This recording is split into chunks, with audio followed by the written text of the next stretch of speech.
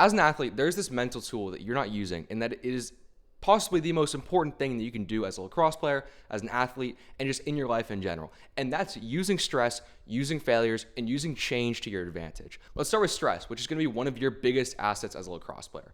Right now, you probably just ended your season. It's June 1st as of recording this. And at the end of the season, you kind of want to just take a breath, and that's okay, because over the past 3 months, you've spent every day in your classes doing homework, playing in games, practicing, all with the pressure to perform on like a big stage.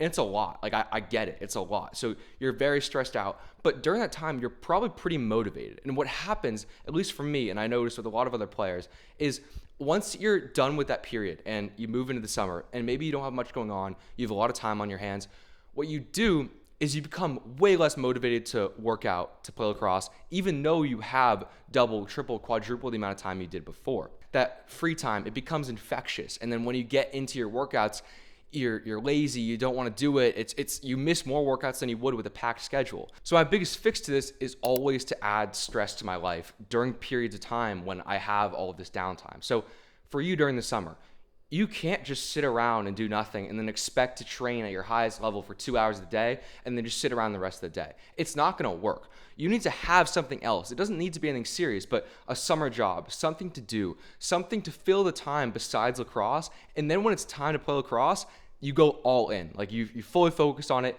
and you get after it. Because when you have all this free time, you become so unmotivated because you have no stressors in your life.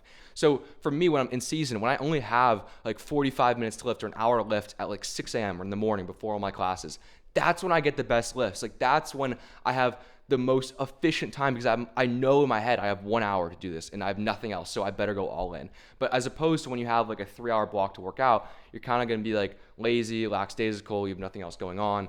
It's just not an efficient system for you. So during this period, you're probably moving into the summer, you're going to have a lot of free time. Use stress to your advantage and load up your schedule. I think this is an opposing view to what a lot of people say, but for me, and I think for a lot of other athletes, this is the best way to get results. The other part of this intro that I was saying is that your injuries and your setbacks and getting cut from teams is one of the most beneficial things that could ever happen to you. And you hear that all the time, but no one really gives you the reason, and that kind of pisses me off. So I want to tell you why that's so important and what the alternative is if you don't have these little setbacks. Start with an example for myself. I'm a smaller defender. So in itself, that's kind of a setback. For me, it was like a mental setback. So in high school, I knew that I had to be good on both sides of the ball. I knew I had to be able to push transition, play offense, get ground balls, and be good doing that because my size, or I didn't have the physical advantage, so I knew I had to do that. That was that initial setback. And now that I'm playing in college, that is like a necessary thing no matter what your size. Like you need to be able to push transition, play both sides of the ball. And since I had that initial setback early in my career, I was already set up for my future and I was able to play well in college already. But what happens with a lot of other players is, say I was 6'2" or 6'3", and I was huge, naturally really good at the sport, and I committed to the same school. Entire scenario is the exact same, but I didn't work on my stick skills during that time because I didn't need to. I didn't need to overcome any sort of setback or small pushback or change or volatility. Then when I get into college, I now have this issue of you do need good stick skills no matter how big you are, and now that setback is this huge failure, right? It compounds over time, and now you only have a year or 2 years to get your stick skills up to par, and you can't do it because you weren't ready for it and you haven't faced any setbacks similar to that. So there's two views or two things that can happen to you. Either throughout your career, you'll have these small little setbacks, these small little failures, and you see them as good, or everything goes to plan and you get to a point where a huge failure takes you all the way down, that kills you, that crushes you. This is what happens with those naturally talented players that go and they play D1 and they get there and either they get benched immediately or they end up just quitting the sport because they can't do it because they face some real change, they face some real hardships, or they face one injury. And that goes the same thing for injuries. If you've never faced any small injuries before and then you get hit with a huge injury at one point, you're going to be crushed and it might end your career. But if you face smaller injuries before that, you're ready for it. And for my example, I broke my foot last season. And then doing that, it took me around 3 months to recover after surgery, 3 to 4 months. And that was hard.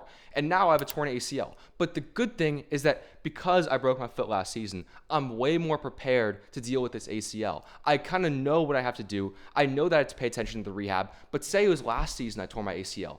I would be crushed beyond belief. I would think it was my entire career was over and I had nothing else left. But that small failure before set me up for the bigger failure now that I can deal with. And you shouldn't be trying to injure yourself, obviously.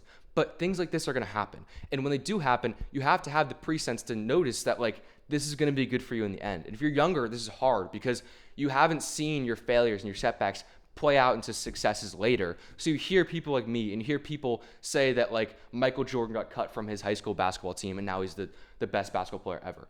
You hear that and you're like, okay, that's great, but it's not the same for me. And that's because you haven't had the time for this to play out over 5 or 6, 7 years. Behind all of this is avoiding being fragile. So injuries aren't obviously a good thing inherently. Setbacks obviously aren't a good thing inherently, especially if you're fragile because they'll break you. So again, back to that naturally talented player that makes it to college lacrosse and then faces some setback and gets killed. They get crushed. They're fragile. They haven't been through anything like that, so it crushes them. For you, when you face these setbacks, you can't be fragile. You have to be anti-fragile. You have to work against these setbacks and work hard to overcome them. So your view as a player should be how can I become more anti-fragile? How can I use the stressors of today? How can I use the problems of today, the little nagging injury I have today to become more anti-fragile or to become like tougher, I guess is another word to say. And the best way to do this is just to work hard, right? The harder you work, the more you're going to be protected against all of these injuries, these setbacks, everything like that. It's almost like an insurance policy. And that's why the blueprint works so well for so many athletes. It's just a structured formula where you can work hard every single day and you don't have to think about anything else. Your only job is to go out there, follow the plan, and just work hard, and you know you're going to get better. And when you start to understand like this work ethic and working really hard, the setbacks and the volatility become almost your friend. Like you get cut from that team or you play bad in front of a scout, you know it's going to play out in your favor over the long term because you're the hard worker. So if you're on the tournament circuit, right, and you play bad in front of a scout that you have been talking to for a while, it's going to hurt. It's going to hurt a lot, right? They've maybe been looking to recruit you and you have like the worst game of your life. That's a setback. By taking this frame and you being a hard worker, that setback's going to be a good thing because I can promise you there are more scouts out there and there's scouts of better schools out there. And what's going to happen is you're going to go back and you're going to work harder than you did before. You're going to become anti-fragile. You're going to take that setback and you're going to move past it. And the next time you play in front of a new coach who's better than that old coach, you are going to get the better offer. And that's easier said than done. But again, it comes from the hard work. That's where you have to start. It all starts with the work. So the initial result was if everything went well, you get the offer with that school that you thought was your dream. But the better result is that you get for that setback. You work harder, and now you get the even better offer down the line. You're playing the long game, and you understand that over time, if you work hard and you move past these setbacks, you are going to get the best outcome. And beyond lacrosse, say you work hard and you don't get the offers, like everything goes wrong. Maybe it just wasn't for you in the first place then, right?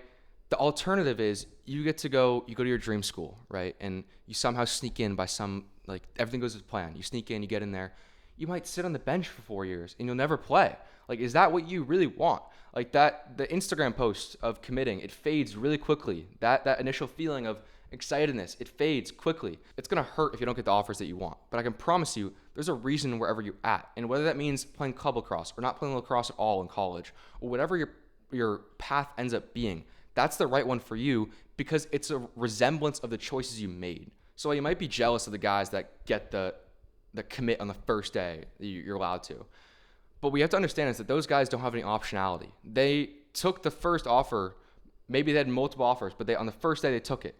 And they still have 3 years ahead of themselves to figure out who they are, what they want to do, and what kind of lacrosse player they are. Your advantage is that you get to play through those 3 years, face the setbacks, and become better than them over those 2 or 3 years. And then when you get to college, you're the one who's actually going to play. I can't tell you how many recruits in high school, 5 stars, that go to college and they never play because they don't translate. They didn't face this adversity they were talking about. And I know this can kind of sound woo-woo and it can feel like, yeah, of course, Chris, I get it. Everyone says this. But I hope I explain this in a different way, in more of a lacrosse context that gets through to you because I struggled with this in high school a lot. I was constantly looking at people who seemed to just figure out the recruiting process, get in early. But for me, I didn't end up at D1, but now I'm playing at a D3. And at the D3, I get to play every single game and I have fun and I love the guys I play with. And in my free time, I get to do this. I get to run this lacrosse company. I get to make videos for you guys. And while that might not have been the outcome I expected when I was in high school, I wouldn't trade it for the world now. I wouldn't go anywhere else now. And that's because I changed over that period of time through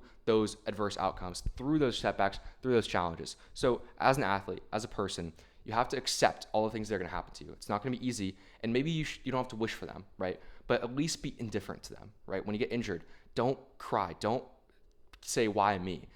Use it as an opportunity. It's going to make you a better player. And down the road, I can promise you, it will take you to the best outcome as long as you work hard.